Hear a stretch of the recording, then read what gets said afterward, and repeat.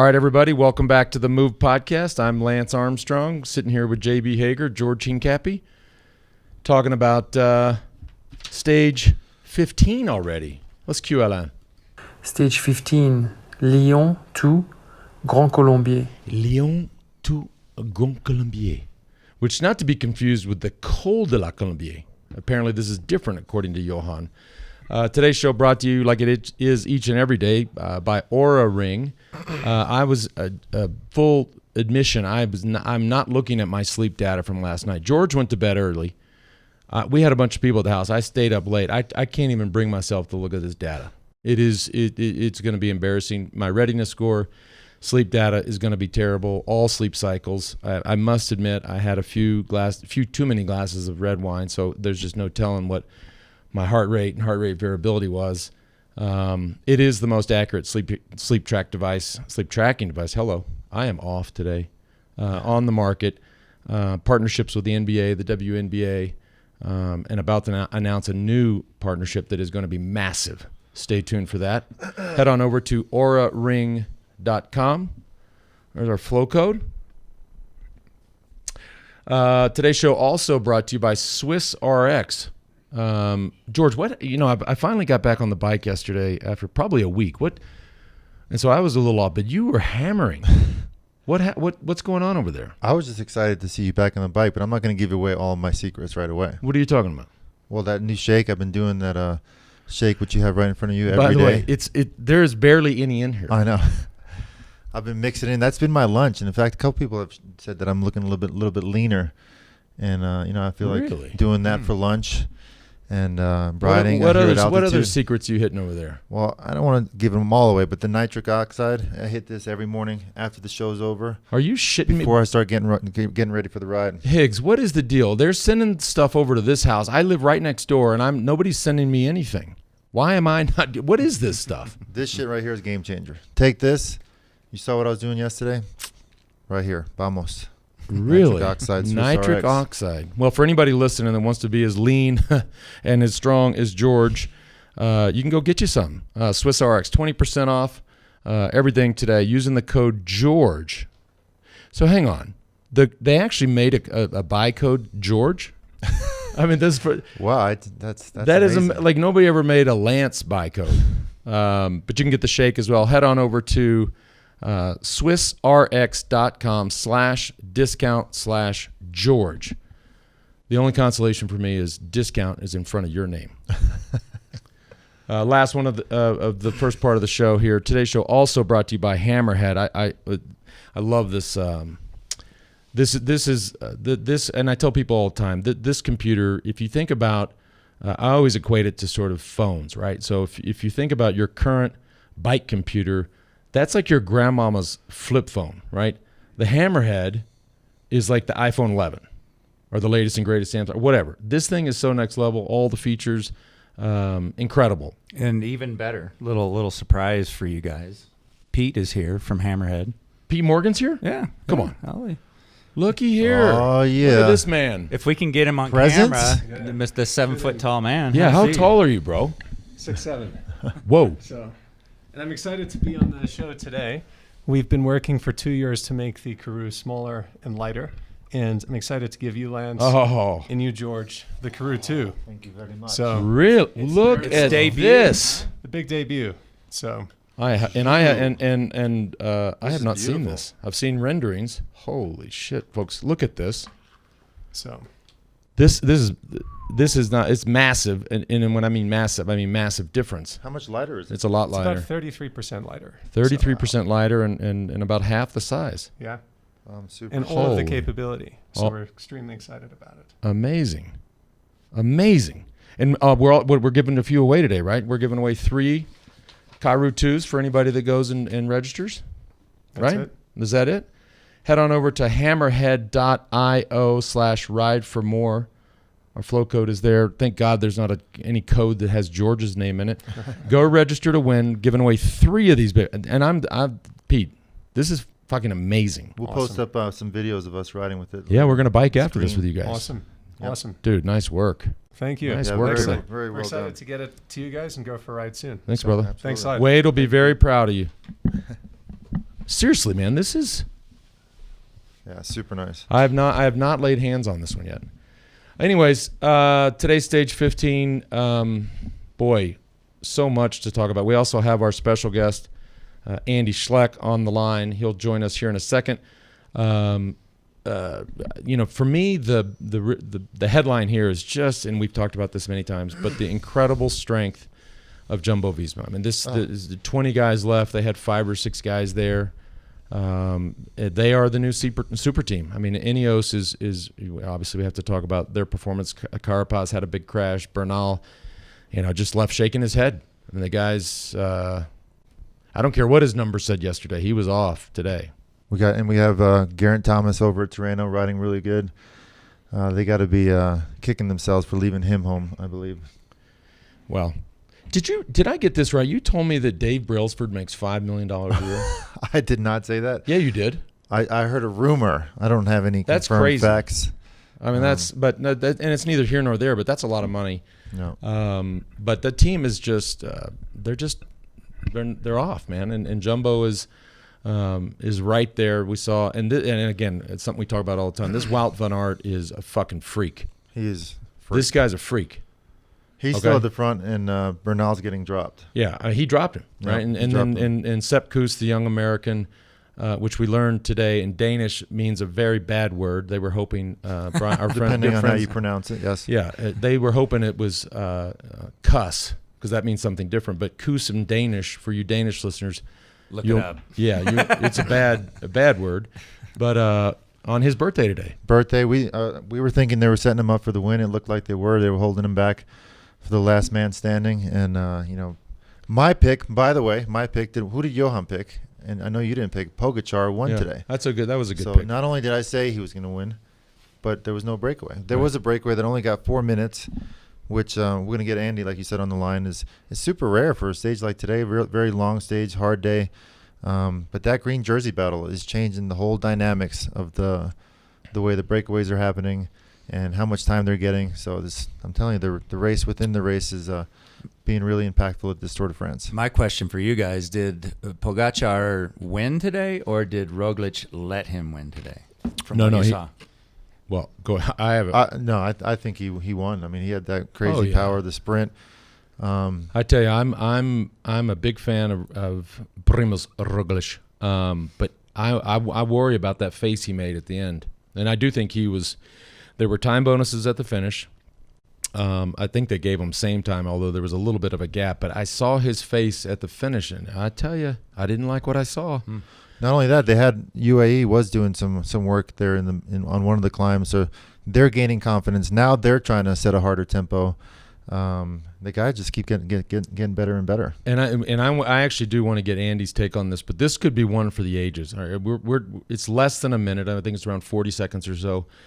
There is plenty of hard racing left to come, and then not forget the final time trial, which finishes uphill. This is, like I said, this could be one for the ages. But let's maybe now, Andy, are you unmuted? Look at you. Uh-oh. Can you hear us? Who are you looking at? I'm unmuted now. There we go. There you go, buddy. Hey, what's going on here? Oh, this is amazing. Look at that. Andy Schleck Cycles. I love that. So, hey, did you happen to notice Roglic's face at the finish, and what did you make about that? Yeah, I don't think it was given to Pogacar. I think he won with the pedals. Unfortunately, I expected him. I would have liked to see him. What if he does this 3Ks from the finish or in the really steep parts? He was obviously feeling good and going for the stage. But if he want to have yellow, he still have 40 seconds to catch up. So I don't. He looked better to me than Roglic at the finish. But again, there's not many, there still is plenty of opportunities, but, not that many anymore. So it was a little bit sad to see that they actually just let Jumbo doing the Sky Train from a few years and basically pulling to the top and then, went to a sprint of a pretty big group. This is also rare to see on the climb of age category to have, still 7-8 guys together. I mean, we were watching it together, and George started to have a little PTSD because he was. I don't know if you know the story, but there was one of the peak years of Postal, and it was a similar situation, but more guys. There was 40 or 50 guys, and we had 7 guys or something, or 8. Yep. And George actually said, Andy, in the race, he said that somebody has to get dropped because they're not going to like us. So he wanted somebody to sit up because they're not going to like us. So it was very similar today, right? And do you believe this story? I'm not sure this ever actually happened. It's 100% true. Sounds like you. It sounds like you, though. Yes, it does. Oh man. Yeah, no, but they were like even like they are so strong, the whole team, and then you have Wout van Aert who pulls up. I believe he could have pulled further than there. It's unbelievable to see that guy and the whole team. Just like at one point there was Bahrain McLaren who tried to make a move, and they just said, okay, let's add 20 watts, and they went back to their places behind them. It's quite impressive to see. Andy, talk about we were there's a bunch of speculation going on. What's going on with Bernal? I think after his day 2 days ago, where he said in the press that he actually had some of his best power numbers ever. I mean, think about how tough that is mentally for him to do one of his best power, put up one of his best performances ever, and not be able to go to the best, being the former Tour de France winner. Do you think right now this is more of a mental issue for him, watching all of these guys, 6 guys on Jumbo, setting the pace? He's still in his perhaps some of the best shape of his life, but he's not able to follow the best. Do you think there's a mental issue going on right now with him? Well, definitely. I mean, this was, you could basically, I observed him, he was getting dropped, and then suddenly, 5 seconds later, the head was down and just shaking. So, this is, he's done. He's done for this tour, definitely. Maybe, he pulls something out in another stage, but I just believe he's not really on the level than he was last year. It's not the first time we see him weak. This tour already in Paris-Soute, I had my doubts. I had my doubts in Nice. And then in Paris-Soute, and today we saw the real color. We saw the real Bernal. He's not going to recover any time back any day soon.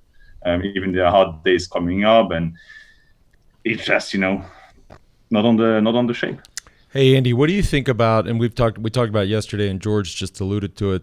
Obviously they left Chris Froome and Geraint Thomas at home. I think we here all understand the Froome decision since he's leaving the team. But what is your take on them leaving Geraint Thomas at home, who's now riding very strong at Tirreno Adriatico?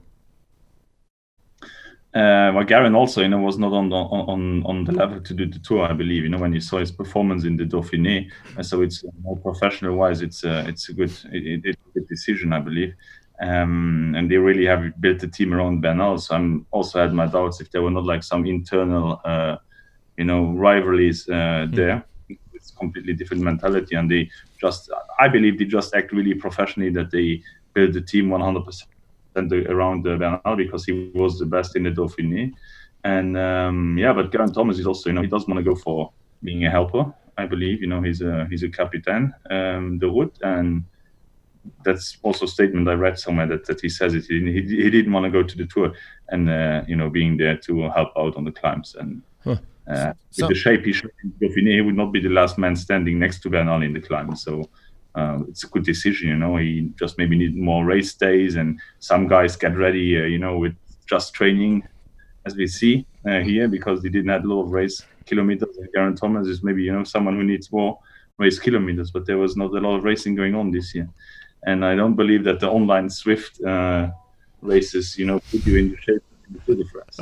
Well, something's off there. I mean, we've been watching Ineos dominate Sky back in the day for 5-6 years now. Right. Not only is Bernal off, but the whole team is off. So somebody, the training perhaps didn't go as well. And maybe this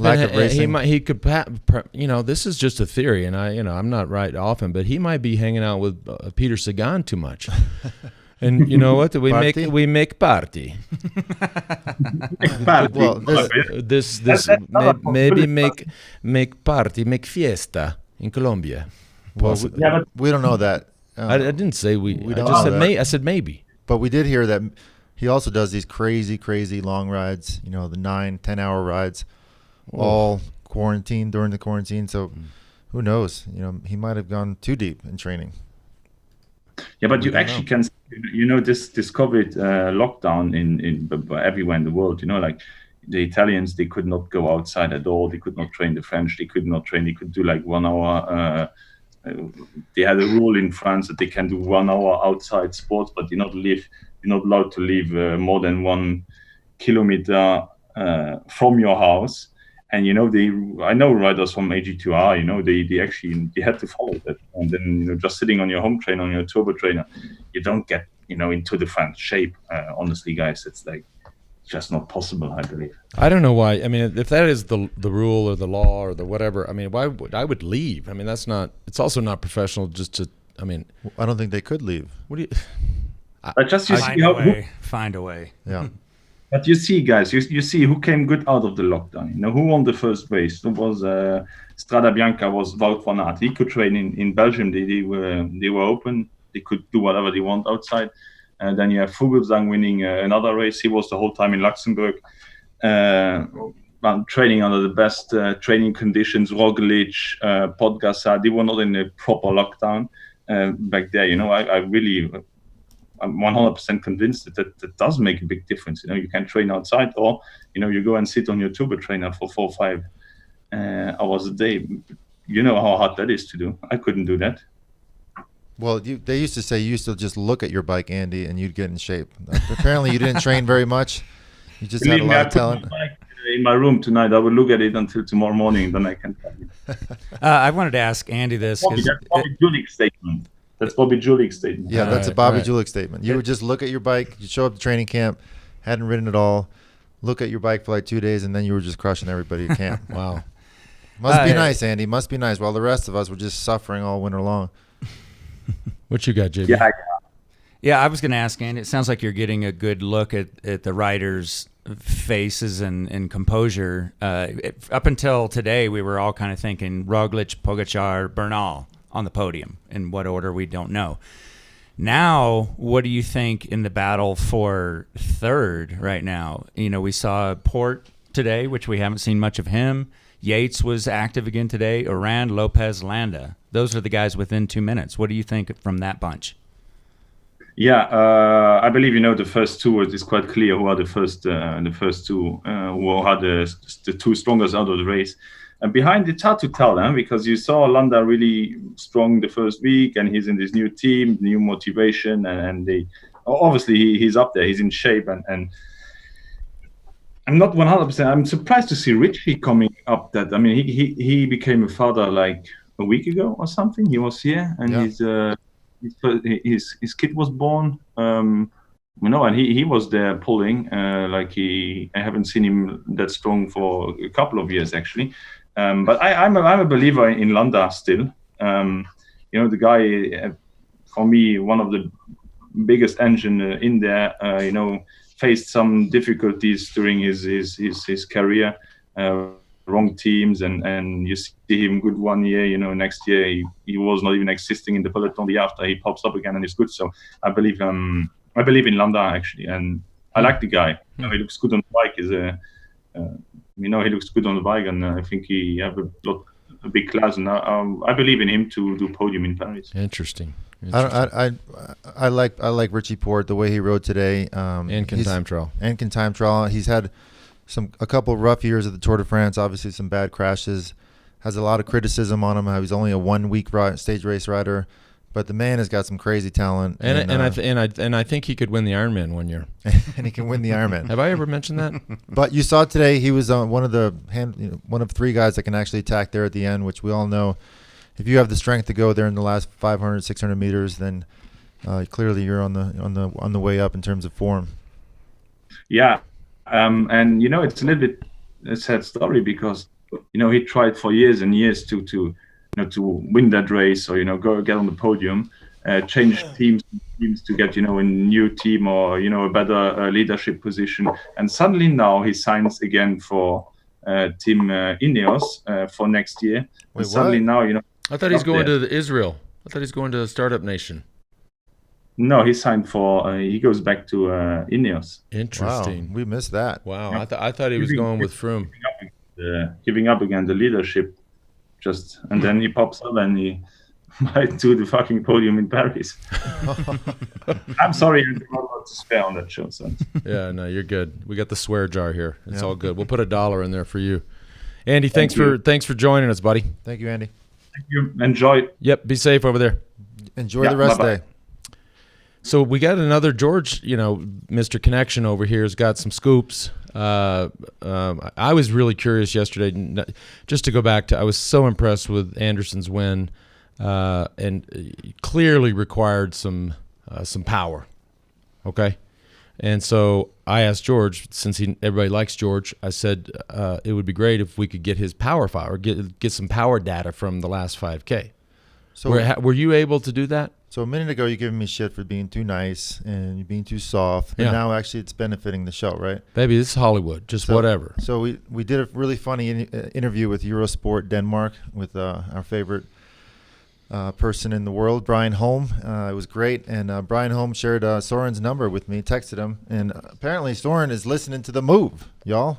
Soren, the winner of yesterday's stage. What did he say? He's a fan of The Move. You're now texting with him. This is amazing. Yeah, we're texting with Soren, and we were just so impressed with his win. So we kind of wanted to know, for all of our nerdy power, listeners, what his average power was there when he went. And actually, he doesn't have the file, but his goal was when he attacked with 2K to go was to average between 500 and 600 watts. Jesus. For as long as he could, and he did that at least from 2 to 1K to go. And obviously at 1K to go, he had about 12 seconds, and it was just rolling to the line. Of course, he kept going hard, but 500 to 600 watts after that crazy stage, right? Average. Those are crazy numbers. Yeah. And you know what the great Jay-Z says. What do he say? You know what the great Jay-Z says? No, I don't. Men lie, women lie, numbers don't. Okay. So I love it. Incredible. And Soren, we have to request to follow you on Strava. I tried to give him a follow, but I made a request. So maybe he'll hook me up. He's like, "Who's this creeper?" I can see what his power was. It's an interesting question for pro riders. Do you make any of these files, whether your training files, all these things? Do you make them private or do you make them public? Right? It depends on the team. I know for a while BMC with Jim Ockwitz, he didn't want any of the guys posting up the numbers. But you can see from Bernal and Froome, you can just follow what they're doing. The other thing that was weird today was no spectators. Yeah. I kind of didn't see it for a while, and then all of a sudden I was like, holy shit. They didn't allow anybody up there. So France is using a color-coded system for COVID, and anywhere in the red zone, for the tour at least, no spectators allowed. I mean, you saw a few people at the top, but the whole climb, nobody. It's weird. That was very different. We're happy to report that we all got tested this morning, and we are negative. Yeah. Somebody sent us these 15-minute tests. Yeah. It's like 99% accurate. I mean, you bring up a good point, and I want to jump back. If you were racing today, you guys, would you be posting your power files? Because it's a thin line between giving away information on your condition and, these guys are building a brand for themselves. It's it. For the fans, it's amazing, right? Yeah. To be able to see that, and it's look, you can you can sort of choose how much you show, right? So you could, but even just showing 7-8 hour training rides, your competition sees that, they know what you're up to. And then if you want to go deeper and show your power files or your heart rate, then I would not do that. I wouldn't either. No way. But for the fan, like to your point, JB, like if you're trying to build a following, I mean, if you go look at Chris Froome's Strava file, he does some, I don't know what Bernal, I haven't looked at it, but long rides. It's so sick to see these things. It's awesome. Yeah, I don't know why you would add an extra target to your back. You don't want your competitors knowing exactly what you're doing and how fit you are. You kind of always want to come in a little bit, under the radar if you can. Yeah, there you go. It used to just be your tan lines. Right. Oh man, look at that. Look at his tan lines. He's been riding. Or veins. No, they all have that. Any sort of vascularity, that was always like, oh shit. Yeah, I haven't noticed any vascularity on you lately. So, boom. That was a boom. That was a boom. That was a boom right there. Holy. And also, by the way, not very nice. You're supposed to be nice. Okay. Let's we don't have much to talk about tomorrow because it's a rest day, but I think it sets up for the last few days. As I said earlier, this is going to be one for the ages, unless we clearly know one of the two guys is going to win, right? I don't see how we can. Yeah, there's a race between two guys for first and second, unless something crazy happens, and then there's a huge battle for third. So this tour continues to impress. Hey, today's show also brought to you by PowerDot. Talk about it all the time. We're big investors in this company over at Next Ventures, which, by the way, I have the whole Next Ventures team here in town. That's probably why I feel like absolute dog shit right now. Stayed up too late. But that has nothing to do with PowerDot, actually. But I love this company. I love the brand. I love the product. It's a daily ritual for me. Also, which is awesome, integrates with Apple Health and Strava. Athletes in the tour are using it. National Football League, Major League Baseball, PGA. If you don't like it, 30-day money-back guarantee. I mean, what can go wrong? What even you can make the right decision in there, George. Head on over to powerdot.com/themove. The buy code is THEMOVE, 20% off. There's the flow code. Today's show also brought to you by Roka. I wore my titanium aviators yesterday, the blue ones, but this is next level cool. And I was tempted, based on the way I feel, I was tempted to wear these the whole show. Look at me for a second. How good do I look? You look pretty good. Huh? The silver glasses with the silver hair. The silver fox. Yeah, but with the reflection, people can see you're watching cartoons during the show. Oh. I was watching this Tracy Morgan thing. Have you ever seen the Tracy Morgan thing where he calls up the Village Voice? Yes, and tries to place a classified ad? No. Have you not ever seen it? This is, okay, No. This has nothing to do with Roka, but this is one of the funniest things you'll ever listen to on YouTube. And anyways, Roka, started by badass athletes, 4 badass athletes. We saw them yesterday, winning the stage. They're just, that Team Sunweb that they sponsor is just kicking ass. I also am a big fan of the readers. You know, it's I can't see anything unless the print is about the size of a car, small Asian car. But I love it. I mean, the titanium aviators, the new Matador, which of course Justin Williams launched for them. Head on over to Roka, ROKA.com. The buy code there is THEMOVE. 20% off your first purchase, and you will not be disappointed. I promise you. What else we got to talk about? Let me guess. You guys have something you're going to surprise me with and make fun of me. Actually, and get y'all laugh. Are we ready for this or not? We have some. What do you want to do? I want to do the clip because all of my New York people that I grew up with and my Miami friends, we all grew up speaking Spanglish, which I get made fun of a lot with Johan when we were talking back in the day in the Peloton. So it's an interesting way to be brought up. But yesterday you just brought a whole new level of mixing languages, and we got a new thing. We got Franglish now. So a man is speaking Franglish. Donc, pour le premier time check. I love it. Le premier time check. This is a new T-shirt, y'all. I said it to the team yesterday. The new T-shirt. Le premier. Can we do the in there too? Time check. Le premier time check. Listen. Dick's a lot. Sent that to the wife last night. I've been through funny. so much shit in life. Nothing embarrasses me anymore. I don't give a fuck about much or anything. That is so embarrassing. I'm flush, and that's gonna live on. I don't like it. We gotta be done with this. You got to shoot me that too, because it's gonna live on today on my Instagram feeds. Sure. It's gonna be awesome. I know we've got new T-shirt. Y'all. I know we've got some slides, but there were tons of comments on YouTube. Rob says watching George while LA speaks French was awesome. And again, then Lance, but then a lot of people had your back too. Thank you, merci. Lance speaking French is not embarrassing. I'm French, and it means a lot that he tried. Don't shame him. I agree. He made a big effort that year. He was not very well liked in the country of they France. Hated me. So he tried to get the hearts of the people. And kudos for that effort. It didn't work. Next day, they were throwing piss on us and spitting on us and yelling at us. I was like, wait a minute, I'm trying to speak y'all's language. Y'all are supposed to like me. This is a charm offensive. If you didn't catch the show yesterday, I recommend going back and watching it, because the interviewer a couple times like, no, seriously, let's just speak English. You're good.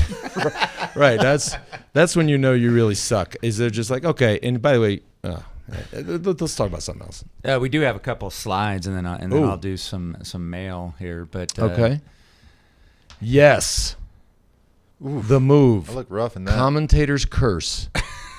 Dude, look at you. Give me some love. Is that Natoli? You look Natoli. Give like me some love. You know bro. who you look like Thomas Dimitrov. And I look. I mean, Hey, Johnny Depp. You bet Johnny. Dimitrov is a good-looking man. Hey, and I'm sure Johnny Depp's. Johnny, if you're listening, man, I am fucking coming for you with the heat of 1,000 suns. Look, I should be in this role. What is the guy's name? What's the Pirates of the Caribbean? No, but what's his name in the movie? Jack Sparrow. Jack Sparrow. I should be Jack Sparrow. And I think we have another fun clip. Look at this. We were talking about criteriums yesterday, and I think you asked permission to tell the story from yesterday. But this is from the Athens criterium, right? This is going back to 1990s, 30 years ago. Athens, Ohio. But Yeah, I thought it was the Athens, Georgia thing. I said, I don't think I ever did that. But so Athens, Ohio, I did that. There's another. Yeah, here we go. So then they sort of put these my little. boy Radisha Kubrick's in there. Yeah, they Look at put that. these bullet points in there for every rider. So number 21 was me. It says top amateur performer for the U.S. at the Worlds in Japan. Scary with potential, super strong. Hello. Huh. So I did Speaking do of criteriums, Yeah. I forget, it was like 2005. We did one of these post-tour criteriums. We flew to Prague, and I had never been to Prague. My wife and I. on the Jizzy. On the Jizzy. On the Jizzy. On the P Jizzy. Cheryl which Crow means, was there. Whoa, let's just Well, get to am the I not- story. am I Hang not on allowed a to second. say that? You're Well- George. You can say on the Jizzy. On the Jizzy, we roll up, and they were so excited to have Lance there, and I was excited to be there. I'd never been to Prague, was dying to see it, and they just opened the floodgates for us. They booked this whole chateau, 3 miles outside of Prague. It was beautiful, and they wouldn't allow anybody to stay there. It was just us. They had chefs lined up, and I was kind of like rolled up, very excited, but also a little bit disappointed because I'd never been to Prague. I wanted to be in the heat of the city. I wanted to feel it. I wanted to go walk around the shops. But hey, who am I? I'm not going to complain. So we get in the hotel room, and no shit, 30 seconds later, the phone rings. Lance goes, don't unpack. And just booked us rooms at the Four Seasons. We out of here. So the poor organizers, they were so proud of what they did for us, and we just left like a minute later. And this is the stuff that doesn't. These are the stories that don't get told. Okay, everybody ragging on me all the time. He's such a bad guy and an asshole, and George is so nice, and everybody's nice. I mean, that is what a friend does. George, I saw the disappointment. I knew you wanted to be in the action. You know, your Latin blood. You were like, I want to be out there with the people, blah, blah, blah. And who does shit like that? Most people, all these other, they would have said, whatever, we're staying here. But I made it right. I made it right for you. And it was an awesome experience. Very, Good. very fun. And I got you a lot of money to do that crit, too. You did. All right, more mail. Yeah. Here's one from Sujay. It says, love, peace, and respect from an Indian in New York, USA. There are few channels providing race insights, but the move is hands down the best.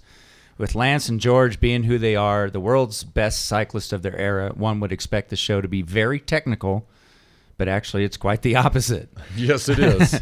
My wife, who didn't even know that pro cycling was a sport, watches the show with me and is learning to appreciate Le Tour. I love that. The chemistry between the three of you is absolutely adorable. Love the part when you guys pull out the old photos and clips of each Well, other. there's a lot of adjectives you could use for us. Adorable is probably not one I would have thought of, Right. but we appreciate the support. And I get a lot of comments from people that they don't watch. They may not be cycling fans, or they may not watch the tour every day like we do, but they watch the show. Like they're just like, I don't need to watch it. I'll just go listen to those clowns, and because they're so adorable. It's fun, and it was great hearing that some of the riders are watching it. And we can get more technical if y'all want.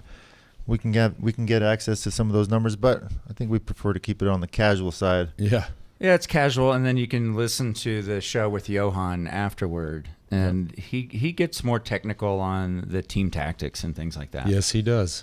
Here's one that's very clever, so stick with me on this. This is from Metzler. It says, Stage 15, so they wrote this before we saw today. Stage 15 will show who's been sandbagging and who's on the limit. Will Ineos be left with Egan their face? You get it? No. Egan Bernal. Egg on their face. Egan their face. Oh my God.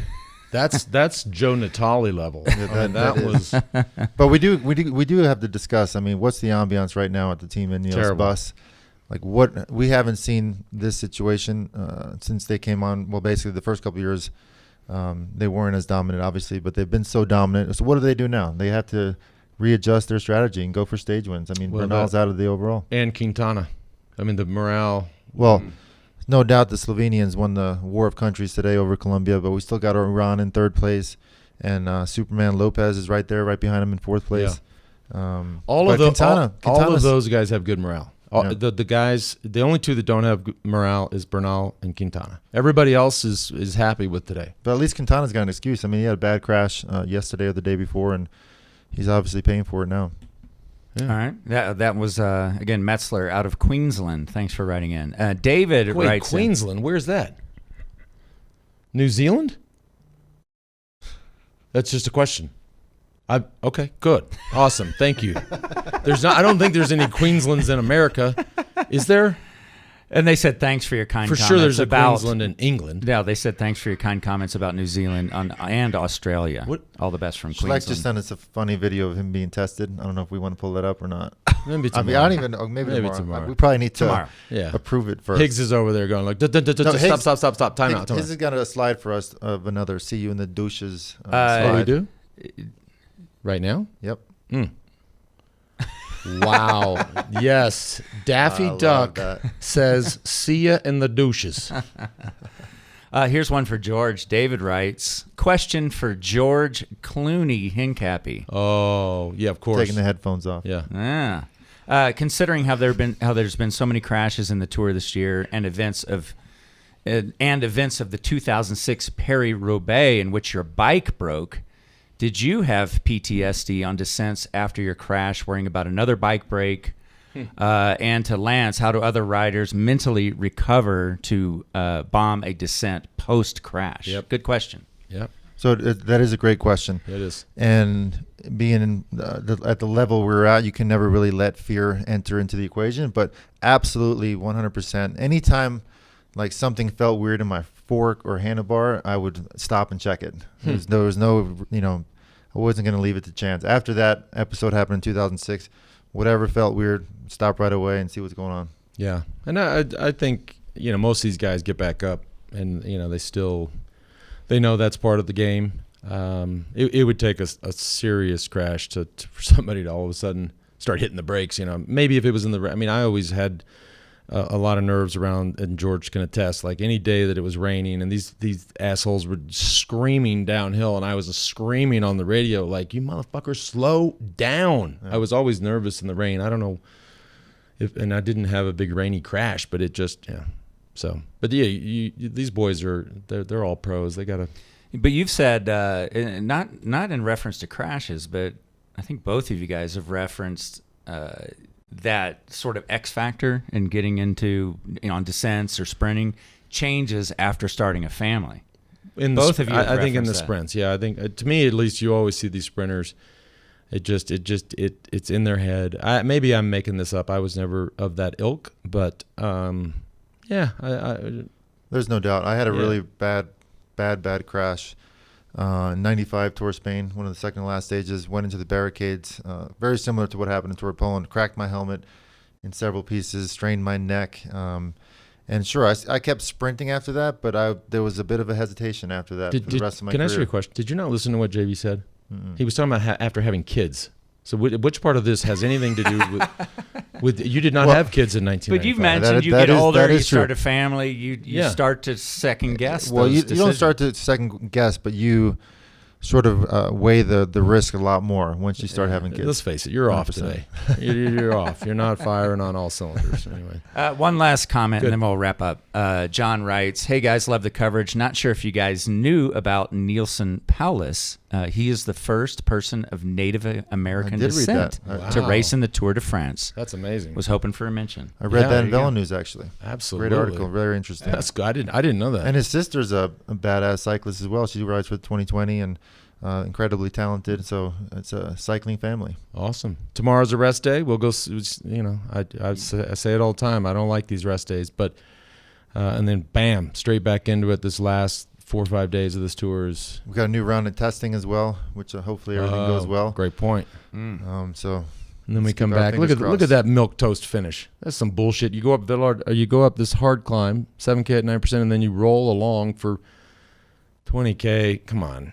But maybe the day after a rest day, that's a good day, like almost like a transition day. Get the boys, get their engines going again. This is a nightmare scenario for the start of a stage right after the rest day. I mean, straight uphill. Straight uphill. Category 4 right after that, up and down, lumpy. I mean, this is a nightmare for a lot of these guys that are gonna be kind of blocked after the rest day. I'd say Sam Bennett's gonna have a hard time on this. Did you go back to that slide there, Higgsy?